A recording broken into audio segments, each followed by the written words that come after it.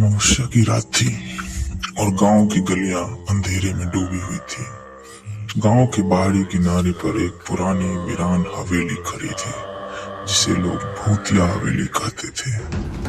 वर्षों से बंद पड़ी इस हवेली के बारे में कई डरावनी कहानियां प्रचलित थी, लेकिन राहुल को इन कहानियों पर विश्वास नहीं था। राहुल एक शहर से आया युवक हमेशा से साहसी और जिज्ञासु था। उसने अपने दोस्तों से शर्त लगाई कि वह एक रात इस हवेली में बिताएगा। दोस्तों ने उसे रोकने की कोशिश की, लेकिन राहुल की जिद के आगे वो हार गए। उसने अपने साथ सिर्फ एक टॉर्च और कैमरा लिया और हवेली की ओर चल पड़ा। हवेली के पास पहुंचते ही उसे अजीब सा डर महसूस हुआ। हवेली की दीवारों पर उगी काई और जंगली बेलों उसे और भयानक बना रही थी। लकड़ी का दरवाजा जंग खा चुका था और राहुल ने जोर से लगाया तो दरवाजा कराहता हुआ खुल गया। अंदर का दृश्य और भी डरावना था। दीवारों पर मकड़ियों के जाले लटके हुए थे, फर्श पर धूल की मोटी परत थी और हर कोने में अंधेरा छाया हुआ था। राहुल ने हिम्मत जुटाई और अंदर कदम रखा। हवेली के अंदर कदम रखते ही उसे एक सर्द हवा का झोंका महसूस हुआ, मानो किसी ने उसकी गर्दन पर सांस ली हो। उसने अपनी टॉर्च को ऑन किया और चारों ओर देखा। हर कोने में अजीब सी खट खट की आवाजें आ रही थी, मानो कोई उसकी मौजूदगी का एहसास करा रहा हो। वह धीरे धीरे आगे बढ़ा और हवेली के अंदर के कमरों की जांच करने लगा। हर कमरे में उसे वही ठंडक और डरावनी खामोशी मिली। अचानक उसे लगा कि किसी ने पीछे से उसका नाम पुकारा। उसने तुरंत मुड़कर देखा, लेकिन वहां कोई नहीं था। राहुल ने इसे अपनी कल्पना मानकर नजरअंदाज किया और आगे बढ़ा। जब वो हवेली के सामने की तरफ से सबसे पिछले कमरे में पहुंचा तो उससे दरवाजे के पीछे एक पुरानी वीणा रखी मिली।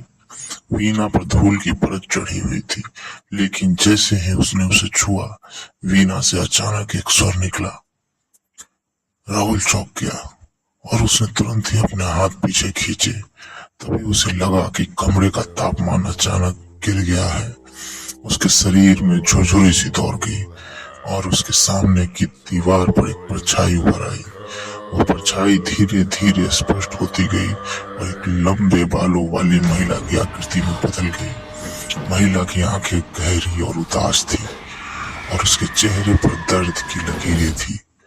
उसने राहुल की ओर देखा और उसकी आंखों में एक अजीब सी चमक आई। राहुल का दिल जोर जोर से धड़कने लगा और उसने भागने का प्रयास किया, लेकिन उसके पैर मानो जम से गए हों। महिला धीरे धीरे उसकी ओर बढ़ने लगी। उसकी आंखों में नफरत और पीड़ा साफ झलक रही थी। राहुल ने अपनी पूरी ताकत से चिल्लाना चाहा, लेकिन उसकी आवाजें गले में ही फंस गई। तभी उसे किसी ने पीछे से धक्का दिया और वो नीचे गिर पड़ा। उसने देखा कि महिला अब उसके ठीक ऊपर खड़ी थी। उसके चेहरे पर एक खौफनाक मुस्कान थी। अचानक महिला ने अपने हाथ बढ़ाए और राहुल को पकड़ लिया। उसकी ठंडी उंगलियों का स्पर्श राहुल को महसूस हुआ और उसने अपने पूरे शरीर को बर्फ की तरह ठंडा महसूस किया। वो समझ नहीं पा रहा था कि क्या हो रहा है, लेकिन एक बात स्पष्ट थी, वो महिला उसे कभी नहीं छोड़ने वाली थी। राहुल की आंखों के सामने अंधेरा छाने लगा और वो बेहोश हो गया। अगली सुबह गांव वाले जब हवेली पहुंचे तो उन्होंने राहुल को बेहोश हालत में पाया। उसकी आंखें डर से चौड़ी हो गई थी और उसके शरीर पर अजीब निशान थे। गांव वालों ने उसे तुरंत अस्पताल पहुंचाया, लेकिन वह अब भी सदमे में था। हवेली की डरावनी कहानी अब और भी सच्ची हो गई थी और कोई भी उस रात के बाद वहां जाने की हिम्मत नहीं कर सका। राहुल ने बाद में बताया कि उस महिला की आंखों में उसने एक दर्द भरी कहानी देखी है, मानो वो आत्मा अपनी मृत्यु का रहस्य बताना चाहती हो।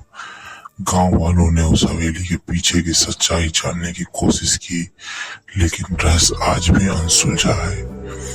हवेली की कहानी ने एक बार फिर साबित कर दिया कि कुछ रहस्य हमेशा अंधेरे में ही